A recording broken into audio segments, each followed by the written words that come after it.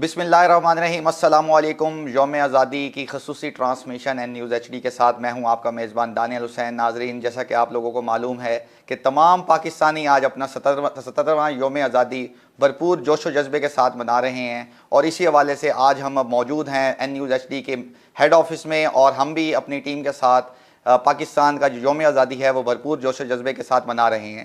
इसी हवाले से नाज़रीन आज हमने डिफरेंट गेस्ट को अपने स्टूडियो में मदऊ किया है ताकि हम यौम आज़ादी और नज़रिया पाकिस्तान और जितने भी हमारी हिस्ट्री है वो हम अपने ऑडियंस तक पहुंचा सकें और लोगों को वो तमाम चीज़ें दोबारा से रिव्यू करवा सकें ताकि हमारी जो आने वाली नस्ल है वो उसको दोबारा से उसको पता हो कि किस तरह हमने ये आज़ादी हासिल की और कितनी कुर्बानियों के बाद ये मुल्क हमें मिला है, ताकि उनको इस चीज़ का अंदाज़ा हो कि हमने इसको मज़ीद तरक्की देनी है और मज़ीद आगे कामयाबियों की मंजिल को हमने तय करना है अपने लोगों के साथ मिलके। नाज़रीन, इसी हवाले से हमारे साथ मौजूद हैं इस वक्त स्टूडियो में जनाब वकार तैयब साहब, जो कि प्रेसिडेंट है पाकिस्तान लर्निंग फोरम के।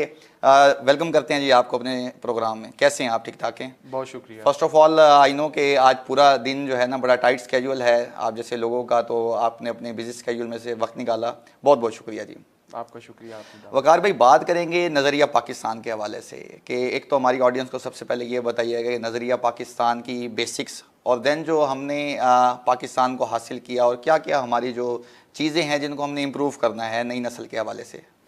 अच्छा, इस पे तो मेरे ख्याल में बहुत ज़्यादा अब तक बात हो चुकी है हमारी नौजवान नस्ल को, बल्कि अब इस तरह के मौज़ूआत में कोई दिलचस्पी भी नहीं रही। तो मुख्तसर सा उसका तारुफ तो ये है नज़रिया पाकिस्तान का कि बर सग़ीर के अंदर जो मुसलमान रह रहे थे उनको इस बात का अदराक हुआ कि हम अब मज़ीद इस ये जो पॉलिटिकल सिनेरियो है इसके अंदर नहीं रह सकते, और ख़ास तौर पे एक जोग्राफियाई जो सिचुएशन बनी हुई है, यानी कि मुत्तहिदा हिंदुस्तान है, उसके ऊपर उस वक्त अंग्रेज़ों की जब हुकूमत थी, लेकिन ये नज़र आ रहा था ख़ास तौर पे जंग अज़ीम अव्वल के बाद कि अब उनकी गिरफ्त उसके ऊपर कमज़ोर होती जा रही है, और फिर जंग अज़ीम दोम ने तो उसके ऊपर मोहर ज़ब्त कर दी।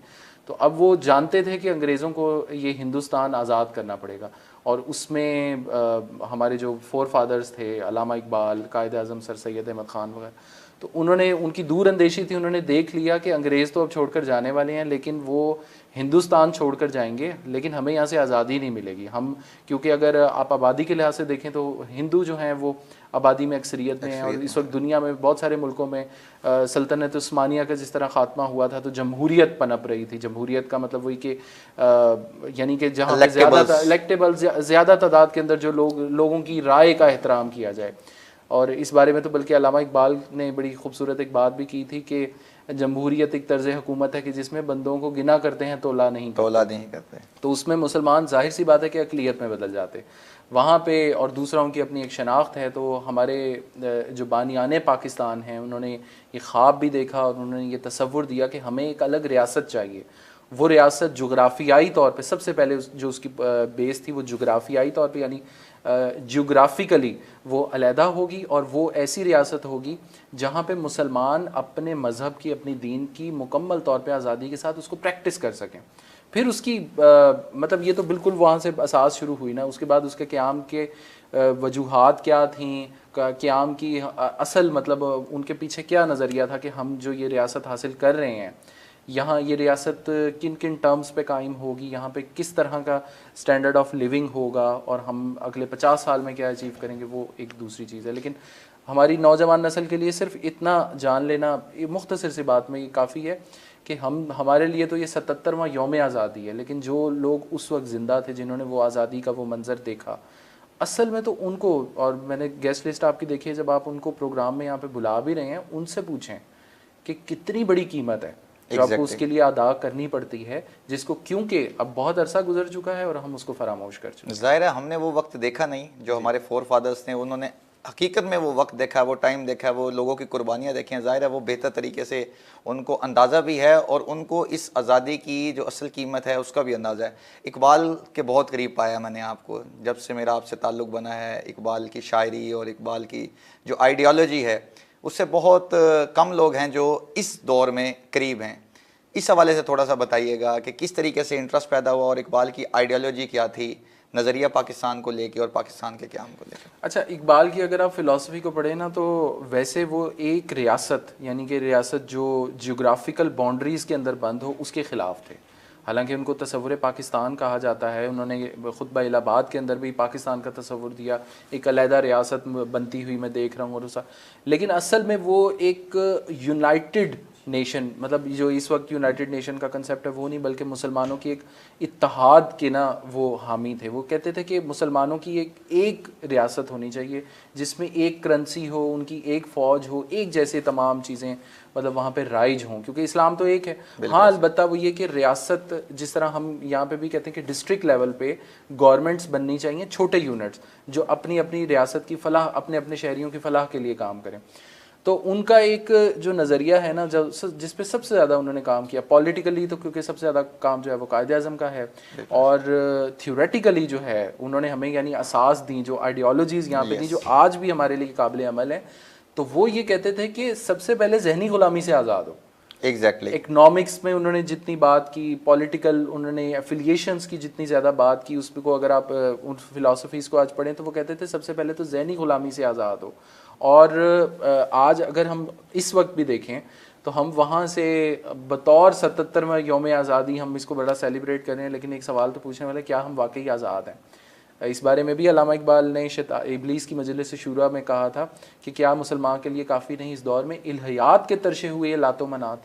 मुसलमान ने टर्मिनोलॉजीज़ के ऐसे बुत तराश लिए हैं कि अब उन्हीं की पूजा कर रहे हैं। इसी तरह ग़ुलामी के तसव्वुर के बारे में वो कहते हैं कि ग़ुलामी क्या है?